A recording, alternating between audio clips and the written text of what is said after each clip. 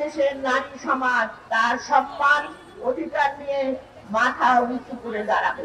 আমরা ভেবেছিলাম 5ই আগস্টের আগে গত 17 বছর আমরা যে বিভিন্ন ভাবে নারীরা গণধর্ষিত হয়েছে, কন্যা সন্তান ধর্ষিত হয়েছে, এবং শুধু তাই নয়, আমাদের বিভিন্ন জায়গায় গুম হয়েছে, খুন হয়েছে, মহিলাদের উপর নির্যাতন হয়েছে, এমনকি ভোট দেওয়ার কারণে গণধর্ষণ আমাদের দেখেছি পতিত সরকারের, স্বৈরাচারী সরকারের আমলে সেটা হয়েছিল।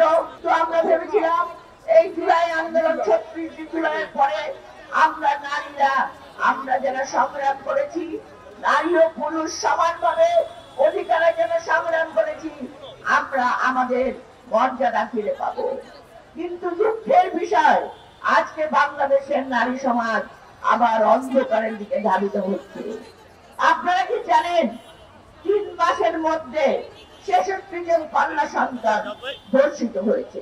আপনারা কি জানেন বিভিন্ন ভাবে নারীরা বিভিন্ন জায়গায় নির্যাতিত হচ্ছে? আপনারা দেখেছেন আজকে নারী সমাজকে ভিতরে ঢুকিয়ে দেওয়ার জন্য নারীর কর্মঘণ্টা আমাদের 5 ঘন্টার কথা কোন একটি ধর্মভিত্তিক রাজনীতি করে তারা বলছেন, তারা নারীদেরকে ভিতরে ঢুকিয়ে দেওয়ার চেষ্টা করছেন। এই যে নারীরা আজকে বাংলাদেশে পেশাজীবী ক্ষেত্রে বলেন, শিক্ষায় বলেন, সমস্ত জায়গায় উজ্জ্বল দৃষ্টান্ত হয়ে কাজ করছে, নারীরা যখন আজকে অগ্রযাত্রা এগিয়ে যাচ্ছে, সেই সময় আমাদের এই প্রতিবন্ধকতা এবং উন্নয়নের কথা বলে এবং গ্রামীণ মহিলাদেরকে বিভ্রান্ত করার জন্য আজকে ধর্মকে নিয়ে চিনিমিনি খেলা হচ্ছে। তাই বোনেরা, আমি বক্তব্য দেব না, বক্তব্য দেবে আমার প্রধান অতিথি। আমি শুধু এইটুকু বলতে চাই, আমরা জানি আমাদের দেশের নেত্রী বেগম খালেদা জিয়া, আমাদের শহীদ জিয়া নারী ক্ষমতায়নের জন্য কাজ করেছেন। সেই ক্ষমতায়নের বলে আমরা আজকে এখানে, আপনারা এখানে।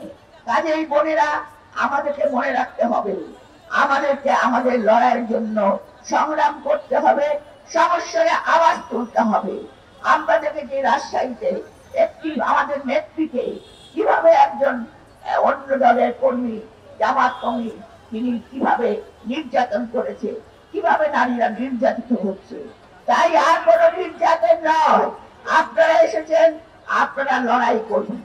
সেই লড়াই হলো দেশের জন্য, নারী সম্মানের জন্য, দেশের স্বাধীনতার জন্য। তাই বোনেরা, আজকে আপনারা অনেক কষ্ট করে দূর থেকে এসেছেন, আপনারা রোদ্রের মধ্যে দাঁড়িয়ে আছেন, কিন্তু এই কষ্ট আমাদের কষ্ট না। সেদিন আমরা হাসবো, কথা বলবো উচ্চস্বরে। এই জুলাই সমাজের মেয়েরা তারা এখনো তারা নির্যাতিত হচ্ছে, আমাদের অনেক মেয়ে, আমাদের অনেক বোন শহীদ হয়েছে, নির্যাতিত হয়েছে। তাদের কথা স্মরণ করে আগামী দিনে ইনশাল্লাহ সমস্ত নারী সমাজ সমস্যারে আওয়াজ তুলবে।